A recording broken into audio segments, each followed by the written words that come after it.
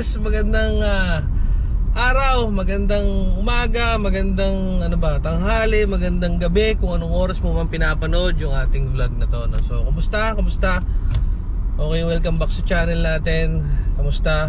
Okay, sana ayos lang ang bawat isa sa atin, mga ka-doers, no? Ayusin muna natin. Masyadong malaki yung tiyan ko dyan eh.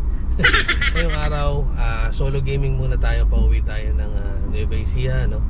Okay, then ngayong araw, syempre pag-uusapan natin, okay, is syempre si Lalamove. Okay, so syempre kita niyo naman sa title, no? And this is based sa lahat ng experience natin on Lalamove, no? Okay, and specifically, no, sa 200 kilograms. Okay, so kung bakit yun, ang inyo pong lingkod ay dating Lalamove rider, no? Okay, and syempre nag-Lalamove tayo noon sa Pampanga. Okay, which is napakababa po ng rate. Well, so much for that, no, since napaka-traffic dito sa ating bayan ng May Kawayan kung saan day off lang ang traffic kapag linggo tsaka holiday. Okay, so yun, ngayong araw pag-usapan natin, syempre hindi ko kayo bibiguin sa title ng ating video na to, no, kung paano ba tayo mas kikita, okay, kay Lalamove 200 kilograms. Okay, so bago tayo pumunta dyan, roll intro.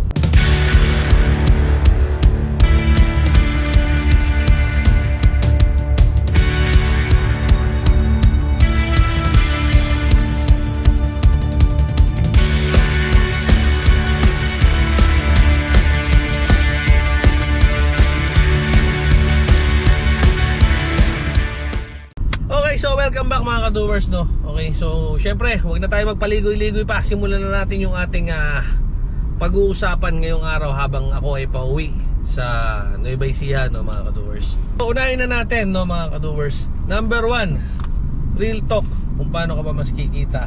Syempre, ang lagi katulad ng lagi kong inuuna, mga ka-doers, no, tiwala sa Kanya.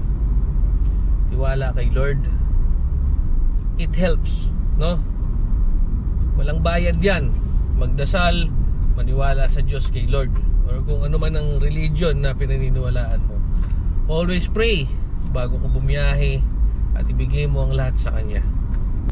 At up next dyan, mga ka-doers, is syempre bukod sa meron kang paniniwala or umpisahan mo, no? Umpisahan mo sa faith. Okay? Syempre kailangan mo ring maging positibo. Okay? Para din to sa mga nagsisimula or gustong maglalamove, no?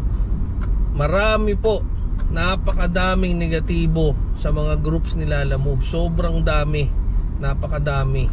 Ako rin nung bago ko maglabas ng sasakyan nito, grabe, as in talagang mapapa-atras ka, mapapaisip ka, no? Pero nung pinasok ko na yung paglalalamove, syempre marami tayong natutunan along the way.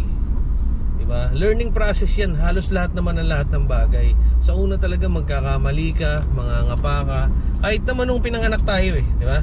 Hindi naman tayo kaagad marunong magsalita, marunong maglakad. Okay? Meron talaga tayong tinatawag dyan na trial and error. Marami rin akong naging mga kinuhang biyahe dito kay Lalamove na lugi. Okay? And syempre kasi natututo pa lang tayo. Okay? So yung usapang biyahe na yun, mamaya natin pag-usapan yun kasi itutuloy ko yun, no? So dito muna tayo sa simula, no? Napakaraming negatibo tsaka mga toxic na tao dyan sa mga Lalamove pages. As in, sobra talaga. Siyempre mga ka-doers, no, I can't speak for them. Okay, so wala na ako dun. Kung yun man ang pananaw nila, nire-respeto ko. Kung yun man yung naging experience nila, dire-respeto natin. Okay? Kasi yun yung naging experience nila eh. Siyempre, iba-iba tayo naging experience kay Lalamove. Iba yung sa mga naging negative kaagad, iba yung sa tingin nila negatibo kaagad. Pero yung sa akin, ito kasi yung experience ko kung bakit ko i-share ito sa inyo. Okay? At ang masasabi ko lang sa simula ng video na to, dito kay Lalamove, kapag hindi ka marunong or wala kang alam talo ka. Yun ang natutunan ko dito. Kapag hindi ka marunong, ulitin ko kapag hindi ka marunong, hindi mo pinag-aralan, wala kang alam, kilala mo, talo ka talaga. So syempre, unang-una po, unang-una mga ka-doers, para kumita ka dito kay Lala Move, tingnan mo rin kung ano ba yung sasakyan na gamit mo. Unang-una pa lang yan dito, marami na kaagad disqualify dito. Okay? Sa totoo lang, kung kukuha ka dito, halimbawa kumuha ka ng sedan, napakalakas sa gasolina, hindi naman talaga siya parang taxi type or malakas ang consumption. Hindi ko na ako magbabanggit ng brand. Pero ito kasi, ang gamit natin is Mirage G4. Okay? So, isa siya sa mga pinakamatipid actually. Isa sa mga pinakamatipid na sedan sa panahon ngayon. Okay? So, maganda talaga siya na kaya maraming gumagamit nitong model na to na pang taxi. Or ito nga sa Lala Move kasi nga mahina yung gas consumption niya, mura yung maintenance. Okay? Yun ang kagandahan dito. May mga dapat ka lang napalitan or i-upgrade bukod dun sa mga issue niya na stock katulad ng spring, yan. And yung mga iba pa, ayoko nang banggitin kasi Lala Move ang pinag-uusapan natin dito or pagkita gamit kay Lala Move, no? And syempre, hindi lang lagi gas consumption ang tinitingnan natin. Kasama rin dapat dyan yung syempre yung effort mo din, yung wear and tear ng sasakyan mo, yung maintenance, di ba? Hindi lang basta-basta gas yung tinitingnan natin. Okay? Tawid lang tayo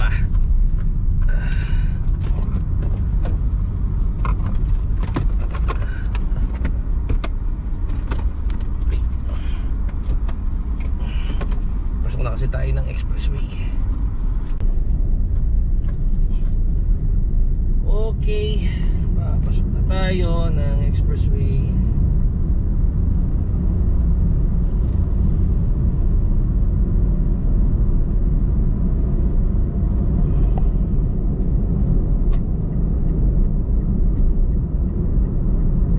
Okay, so balik tayo. Pasensya na kayo. Isa sa mga ultimate guide na naging batayan ko dito para tayo kumita rin kay Lala Move is alamin natin yung mga benepisyo or yung iba pang mga perks na pwede nating pagkuhanan ng like maintenance or kung saan man kayo kikita. Katulad nito, baka yung mga ibang driver hindi pa alam to meron tayong iba't ibang ganito ito benepisyo to galing kay Lala Move, mga perks. Alam ko meron tong sa Sea Oil, sa Caltex, ito naman sa Phoenix. Okay, so ang malapit kasi sa akin dito meron tong discount, meron pang points to, Super Club ng Phoenix, atid ni Lala Move yan, no? May discount yan sa mga gasolina, okay, sa diesel, depende kung ano yung sasakyan na gamit mo, meron yan. Okay, yung iba hindi alam yan sigurado, baka mamaya yung iba nag-sign up lang, hindi naman inaalam din yung mga benepisyong bigay din ni Lala Move. Meron yan. Ako ang ginagawa ko dyan, each time na nagpapagas ako, okay, yung sumusobra niya na nadi-discount ko, tinatabi ko yan pambili ng mga kailangan ng sasakyan, katulad ng cabin filter, air filter, diba? Or meron kang mga minor na upgrade na gusto mong ilagay sa sasakyan mo, kahit katulad nitong yung aking car matting na rubber matting, rain visor, yung mga minor lang na mumurahin na pwede mong ilagay sa sasakyan mo. At take note, yung mga kailangan hindi luho. Yun, kung ang goal kasi talaga natin kumita, syempre, diba, dapat nating alamin yung mga benepisyo tsaka mga pwede nating matipid dito kay Lala Move. Okay? And nga pala, take note, no? Tayo po ay isang part-time na Lala Move delivery partner lamang. Okay, so dito kay Lala Move, sa akin kung ikaw kukuha ka ng sasakyan brand new at ipapasok mo dito kay Lala Move, no? At si Lala Move lang yung pagkakakitaan mo, real talk baka ma-disappoint ka lang. So pinaprangka na kita, baka ma-disappoint ka lang. Kasi kapag hindi ka marunong dito at mag-aaral ka pa lang, sinasabi ko sa iyo, ka-doers, no, madi-disappoint ka lang. Okay, kung kukuha ka ng bagong sasakyan, mas masasabi ko sa iyo, okay, huwag ka lang kailangan mo pumasa. Totoo yan. Huwag ka lang umasa kay Lalamove. Sa akin, ikaw ba, brand new ba mo kinuha yung sasakyan mo? Hindi po. Hindi ko kinuha brand new si Mirage. Kinuha ko siya second hand sa financing. Pero case to case basis kasi nagkakotse ako dati. Tapos nahirapan na ako mag-approve ngayon kasi nagsoli ako. So siguro separate ko na lang sa ibang vlog kung paano ba ako nakakuha ng kotse ulit. Okay? So yun ang masasabi ko. Kung kukuha ka ng brand new tapos kilala mo ka lang aasa, medyo tagilid tayo dyan. So isa pang advice, okay, so ito ang ginagawa ko, since itong sasakyan din naman na to is hindi lang siya intended kay Lalamove, gamit ko rin siya, gamit din namin siya as family car, service, and personal use. Okay, so side hustle, isa lang si Lalamove sa mga side hustle ko. Okay, so kailangan maging flexible ka, di ba? Huwag ka lang kailangan mo pumasa. Okay, bukod kay Lalamove, pwede mo rin parentahan yung sasakyan mo. Okay, self-drive. Pero ma-advise ko mas maganda dun sa kakilala mo, di ba? Huwag kang basta-basta magpo-post yan tapos papayaran mo ng self-drive. Sa akin yun lang yung sa akin, di ba? Kasi syempre maraming mga issue ngayon na renta nga eh. Okay, then pwede ka rin mag-post online na maghatid ka sa airport. Then pag-usapan nyo kung magkano yung kikita ka at benefits din dun sa ihatid mo sa airport. Mga small barkada outing, di ba? Yung mga ilan lang sila, 4 packs, goods na yun, kikita ka na dun. Pag-usapan nyo na lang kung magkano. Okay, mag-post ka sa mga groups na malapit sa community mo. Okay, huwag ka lang umasa kay Lalamove. Okay, may mga ibang career apps din dyan, katulad ng Borzo, katulad ng Transportify. Ikaw, nasa sayo kung paano ka kikita at meron kang side hustle bukod lang kay Lalamove. Okay, kaya ako din sinama dito na nagdagdag din ako ng ibang suggestions. Kasi kung mag-i-stick ka lang talaga sa isang delivery app, talagang medyo tagilid tayo dyan. Although si Lalamove yun talagang isa sa mga pinakamalakas, kaya lang meron talagang mga oras na talagang medyo talo tayo. Okay, so yun, ano pa ba? Okay, so ito, diskarte tips para mas kumita ka kay Lalamove, no? Kumuha ka lang ng biyahe hanggat maaari, yun talagang malapit sa'yo, at alamin mo yung consumption ng gasolina ng sasakyan mo. Okay, itong mga meters or yung mga meters na to, or odometer o ano bang tawag dito sa dashboard niyo, may silbi yan.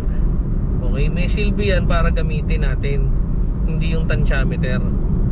Okay, and syempre wag nating kalimutang magtabi nung mga para sa sasakyan talaga natin, diba? Hindi yung basta kabig ka ng kabig, nakakalimutan mo rin magtabi para sa sasakyan mo, doon sa mga kinikita mo, talagang kabig ka lang. Pwede rin naman yun actually kung katulad kita na part-time. Kasi ako talaga, ever since na nito na inilabas na nga natin yung sasakyan natin, yung mga, kung katulad kita na meron kang mga bonuses sa kumpanya mo, like 13-month pay, Christmas bonus, 14-month pay, yung iba doon talagang dapat mo na siyang ilaan doon sa maintenance ng sasakyan mo. Kasi hindi mo pwede yung kuhanin to, prangkahan to, hindi mo talaga siya pwedeng kuhanin doon sa kinikita mo sa mga delivery apps mo, kasi halos wala ka talagang kikitain. Yan po ang real talk dito. Kasi hindi biro ang maintenance. Pangalawa, napakamahal na ng gasolina ngayon. Kung di ako nagkakamali, dito sa may kawayan nasa 67 or 68 na yata yung gasolina ngayon. Unleaded po yun, ha. Tanong ko sa'yo, kumusta ang rate mo sa lugar mo? dito sa may Kawayan, magandang rate dito. Pero kung ikaw nandyan ka along Pampanga area, kumusta ang sasakyan mo? Huwag na lang, di ba? Kasi ako galing ako sa area ngayon. Kung mababa dyan sa motor, sigurado mababa rin sa sasakyan yan. Kasi napapadpad din ako dyan, tinitignan ko rin yan yung bigay ng fare dyan. Okay, so yun yung papayo ko na tips sa inyo mga ka-doers, no? Promise, makikita nyo dyan yun. Huwag nyong iaasa lahat kay Lalamove. Si Lalamove, syempre ayos yan, maganda yan. Pag halimbawa meron kayong lakad, kuha ka ng booking no sa pupuntahan mo, tapos hanap ka ng pabalik, maganda yun. Isa pa, pag-aralan mo ring mag-post online ng mga private bookings. Kasi syempre honest lang tayo dito eh. Kay Lalamove may galtas pa yan eh. Pero kung kukuha ka ng private bookings, syempre wala nang galtas yun, di ba? At syempre dapat yung wala ka rin binabypass. Okay? So yun, maraming salamat sa lahat ng mga nanood. At sana nagustuhan mo to. Real talk and review to para mas kumita naman to mga katulad natin, mga katulad ko na syempre mga naghahanap din ng side hustle, para syempre mabawi rin naman natin yung mga pang monthly natin dito sa mga sasakyan natin. Kasi napakahirap ng walang sasakyan sa totoo lang. Okay? Ayun, maraming salamat sa pakikinig mga ka-doers. At sana nagustuhan nyo yung video na to, give it a like.